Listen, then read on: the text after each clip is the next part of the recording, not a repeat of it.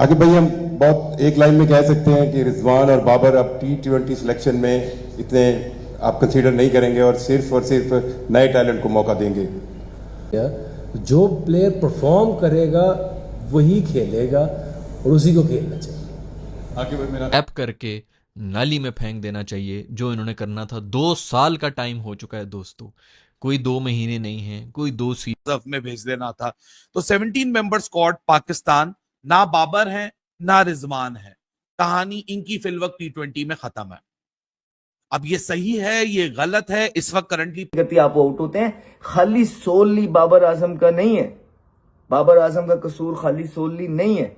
हाँ, बहुत चीजें गलत की हैं उन्होंने, बहुत ज्यादतियां भी की हैं प्लेयरों के साथ, अपनी फिटनेस भी छुड़वा दी। मतलब हम नहीं चाहते कि सारी चीजें यहाँ खोल के बैठ जाए, सिर्फ हम ये चाहते हैं कि पीसीबी की भी गलती है और बाबर आजम की खुद भी बहुत ज्यादा गलती है जहां पे वो खड़े हुए हैं। बीकन है। यहां लक बाय चांस के ऊपर है कि हम अपना लोअर ऑर्डर किसके ऊपर डिफाइन करने जा रहे हैं, नवाज, खुशदिल और फहीम अशरफ के ऊपर। अब अल्लाह ही मालिक है, जिस दिन चल जाएंगे तो चांद तक है, लेकिन कोई इनकी कोई गारंटी नहीं है कि तीनों आपको high scoring finishing situations provide कर खड़े हुए हैं। और वो पाकिस्तान को, और पाकिस्तान जहां पे भी खड़ा हुआ है ना, क्योंकि कप्तान थे ये दो और सीनियर प्लेयर थे, इसमें भी जो है ना इन प्लेयर्स का बहुत बड़ा हाथ है और इसमें कोई ढकी छुपी बात नहीं है। तो अब ये है कि ये दो फेवरेट प्लेयर्स, काफी प्लेयर्स लोगों के जो है ये एशिया कप से बाहर है और मेरे ख्याल से ये राइट डिसीजन है। तो दोस्तों, एशिया कप 2025 की पाकिस्तान की टीम का अनाउंसमेंट हो गया है और इसमें बाबर आजम और रिजवान को जगह नहीं मिली है। तनवीर अहमद बहुत ज्यादा बौखलाया हुआ है क्योंकि बाबर आजम को ये इस तरीके से देख नहीं सकता। बाबर आजम का अंधभक्त है ये। आइए देखते हैं। तो माइक हैसन ने ये जवाब दिया कि बहुत हार्श है ये कहना कि बाबर आजम की फॉर्म गिर गई है, क्योंकि 3 ही मौके मैचेस खेले हैं, उसमें भी एक में उन्होंने 47 रन कर दिए, मतलब 50 नहीं कर पाए, आउट हो गए, बट उन्होंने थोड़ी सी इनिंग बेहतर खेली है। बट 3 मैचेस के ऊपर हम उनकी फॉर्म को या बैटिंग के ऊपर बात करें तो थोड़ा हार्श रहेगा। मगर ये बात सच है कि बाबर आजम को कुछ चीज़ें कही गई हैं कि उनको इम्प्रूव करने, कुछ एरियाज़ पे इम्प्रूवमेंट लेके आनी है, जिसमें स्ट्राइक रेट का जिक्र माइक हैसन ने प्रेस कॉन्फ्रेंस के अंदर किया। फिर उन्होंने ये भी कहा कि हमें फॉर्म वाले क्रिकेटर चाहिए। आखिरी 6 मैचेस में साजिदा फरहान ने 3 में मैन ऑफ द मैच लिए हैं। सो साजिदा फरहान को आप इग्नोर नहीं कर सकते, इसलिए साजिदा फरहान तो टीम में होंगे। मगर बाबर आजम पाकिस्तान के अच्छे बल्लेबाज हैं, कुछ एरियाज हैं जिस पर बाबर आजम को इम्प्रूव करना है, वो इम्प्रूवमेंट हो जाती है। तो किसी को भी फॉर्मेट के ऊपर ब्लॉकेज नहीं किया जा सकता। ये माइक हैसन की स्टेटमेंट है अबाउट बाबर आजम, बट सच ये है कि वो ये कहना चाह रहे हैं कि भैया कुछ और क्रिकेटर हैं जो बाबर आजम से बेहतर खेल रहे हैं T20 में, इसलिए वो टीम में है और बाबर आजम टीम में नहीं है। ये अल्फाज उन्होंने नहीं कहे, मगर उनका मतलब ये ज़रूर था। क्योंकि हमेशा हम देखते हैं कि चीफ सेलेक्टर हो, कोच हो या जो भी हो, जब किसी खिलाड़ी को टीम में शामिल नहीं किया जाता, उसके बारे में जब ये बात की जाती है कि कुछ एरियाज़ में इंप्रूवमेंट लेके आनी है, अच्छा प्लेयर है, बुरा नहीं है, बट दूसरे बेहतर फॉर्म में है, तो इसलिए तो इसका मतलब साफ होता है कि भैया आपसे बेहतर अच्छे और खेल रहे हैं, इसलिए वो टीम के अंदर हैं।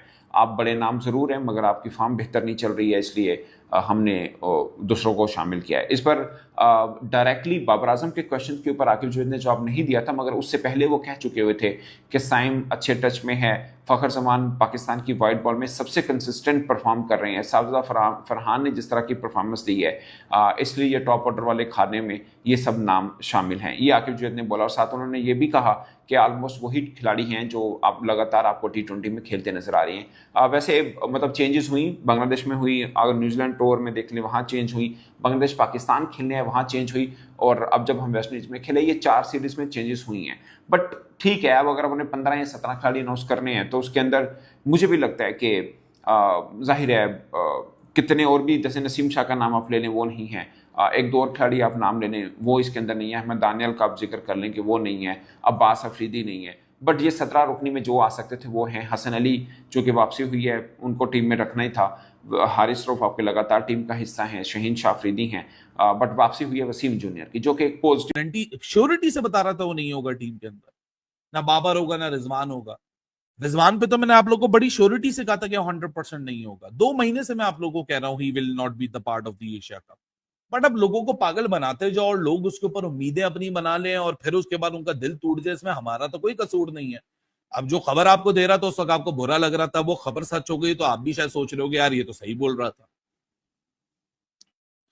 अच्छा हुआ बाबर रिजवान को नहीं लिया, दूसरों को मौका मिलने चाहिए, इनसे अब खेला नहीं जाता। खेला जाए ना खेला जाए वो बात की बात है, हकीकत बात यह है कि आपको दो दो एशिया कप मिल गए, तीन तीन चार चार वर्ल्ड कप मिल गए, आप सब में ही फारिग हो गए, तो बेहतर है कि आप आपके साथ हार रहे हैं, हम किसी और के बाबर साथ। आजम की जगह बनती नहीं थी T20 मैच में, क्योंकि बहुत पहले ये बात वीरेंद्र सहवाग ने बता दी थी कि बाबर आजम T20 प्लेयर नहीं है। अगर ये कप्तान नहीं होते तो T20 में इनकी जगह नहीं बनती थी, और अब जाके पीसीबी ने उसको सीरियसली लिया।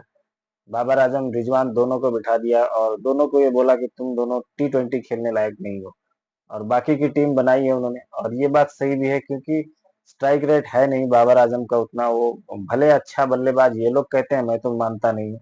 अच्छा बल्लेबाज होगा तो उसकी स्ट्राइक रेट भी तो उसी हिसाब से होगी। तो T20 में भी अगर आप वनडे मैच जैसा खेलोगे तो कैसे टीम जीतेगी? तो यही वजह रही कि पाकिस्तान ने बाबर आजम और रिजवान दोनों को टीम से निकाल के नए लड़कों को मौका दिया है।